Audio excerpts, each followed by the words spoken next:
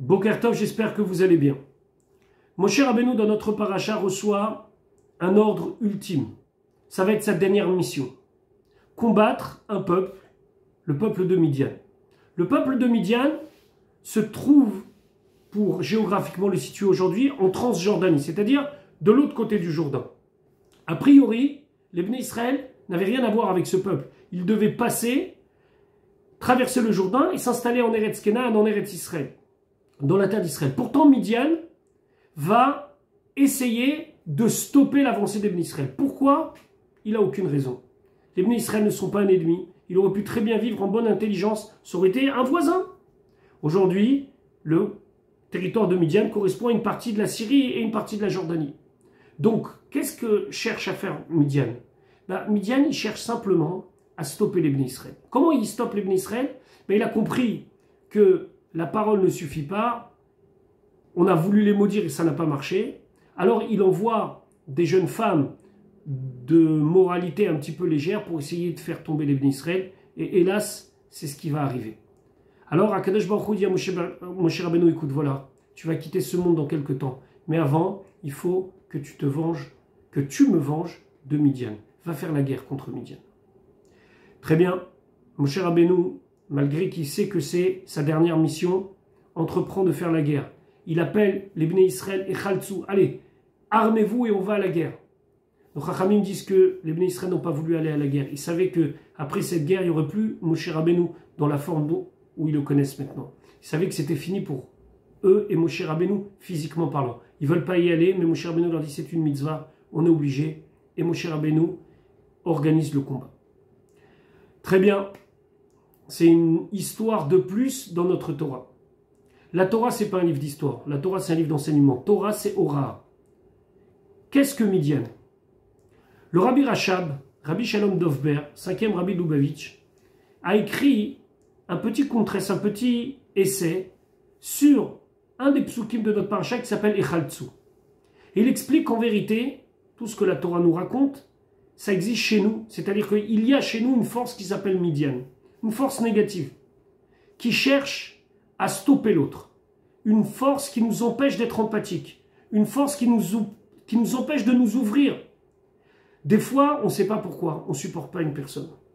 On la haït presque gratuitement. Et même si des fois, il y a une raison, on a des fois oublié la raison. Je ne la supporte pas. Cette haine-là, elle vient de Midian. Alors chez nous, il y a un petit Midian, chez chacun et chacune, qui est là pour nous dire non, ne va pas vers lui. Ou pire encore, fais-lui du mal. Et si tu ne lui fais pas du mal, je vais me réjouir du fait que sa situation n'est pas bonne. C'est ça Midian.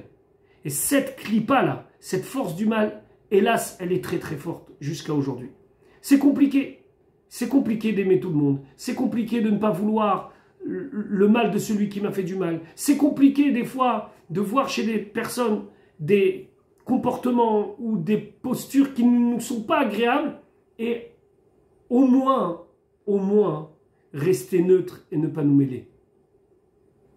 La Gemara, elle dit, le Talmud dit que de la même manière qu'il n'y a pas deux visages qui sont semblables, il n'y a pas deux personnes qui pensent la même chose. Il ne faut jamais se fier aux masses. On a l'impression que dans une masse de personnes, tout le monde est semblable. Lorsqu'on rentre dans une famille, on pourrait imaginer que dans cette famille, c'est tout le monde la même chose. C'est vrai que la famille unit un certain nombre de personnes, mais combien on sait qu'il y a de différences dans une famille? Et tout le challenge, c'est de vivre ensemble.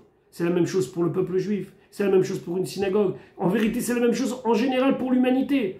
Apprendre, malgré les différences, à être ensemble. Le lien avec la période dans laquelle nous sommes. Nous sommes dans la période de Ben Hametzarim, une période de 3 semaines qui sépare le 17 Tammuz, le jeûne que nous avons fait il y a quelques jours, au 9 Av, au jeûne que j'espère nous ne ferons pas cette année puisque le Beth Amikdash sera reconstruit. Cette période est une période de deuil national où nous pleurons les deux Beth Mikdashot, les deux temples. Le deuxième temple, celui qui a été détruit il y a à peu près 1950 et quelques années, a été détruit, nous disent nos chachamim, nos sages, à cause de la haine gratuite. C'est quoi la haine gratuite? C'est que même si déjà on peut admettre que haïr quelqu'un, ça peut être justifié si quelqu'un par exemple m'a fait du mal, et même cela, la Torah nous dit qu'on n'a pas le droit. Mais la haine gratuite, c'est pire. C'est que je suis arrivé dans un état où je ne supporte plus l'autre gratuitement. C'est quoi le remède? Le remède à la haine gratuite, c'est l'amour gratuit.